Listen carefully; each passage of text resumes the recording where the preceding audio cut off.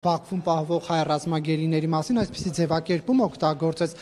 չափազանց կարևոր է գտնվելու վայրն անհայտ անձանց ճակատագրի պարզաբանումը եւ երկարամյա կոնֆլիկտի բերումով անազատության մեջ հայտնված անձանց հասցեագրումը։ Սա ինչ է նշանակում, ինչու գերիների մասին խոսելիս ուղղակի չասել գերի, ռազմագերի եւ օգտագործել առաջին անգամ է սա վարչապետն օգտագործում երկարամյա կոնֆլիկտի բերումով անազատության մեջ հայտնված անձ, սա ինչ է նշանակում։ Նշանակում է այն, որ մենք Բաքվում պահվող գերիներ ունենք եւ գերիների հարցով կառավարության ղեկավարը, արտաքին գործերի նախարարը,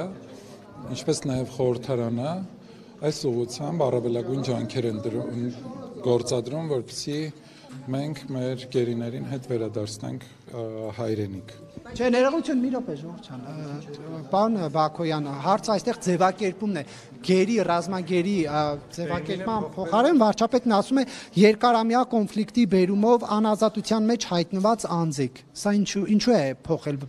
վարչապետը բառամթերքը։ Տեսեք, վարչապետի մեկնաբանությունը ես չեմ կարող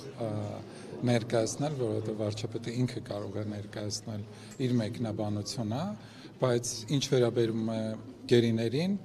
վստահ կարող եմ ասել, որ մեր միջազգային գործընկերների հետ բոլոր հանդիպումներին, բոլոր ձևաչափերով, բոլոր հնարավոր տարբերակներով մենք անպայման առաջինը կամ առաջիններից մեկը խոսքը հարցերի մասին է, բարձրաձայնում ենք կամ խոսում ենք մեր գերիների վերադարձի մասին։ Կներեք, սա արեք թեման ավարտենք նոր էլի։ Ինչ փուլում է խոսվել է այդ մասին գերիների վերաբերյալ, որևէ հաղորդագրություն չտարածվեց, այսինքն հանրությունը չիրազեկվեց, ի վերջո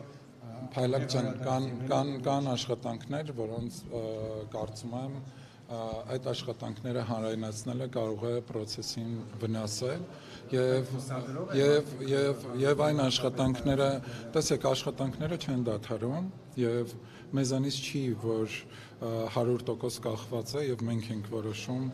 վերադարձի մասով, բայց մենք առավելագույն աշխատանք իրականացնում ենք, որպեսզի վերադարձնենք Բաքվում պահվող մեր հայրենակիցներին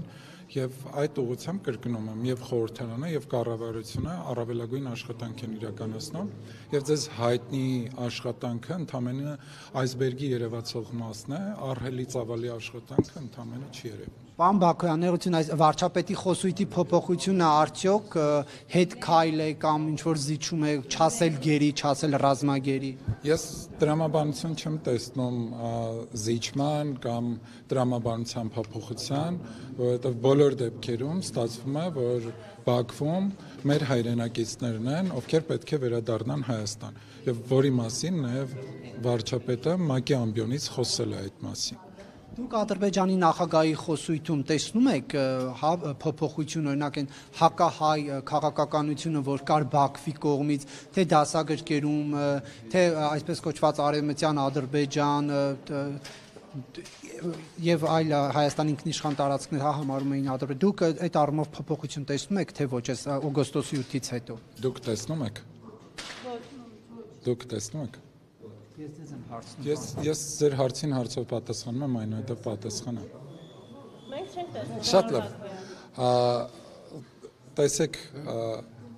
թե ինչ հայտարարություններ կանեն, մենք գնում ենք խաղաղության եւ այդ խաղաղության ճանապարհը հեշտ չի։ Այն սկզբունքները, որ արձանագրվել են օգոստոսի 8-ի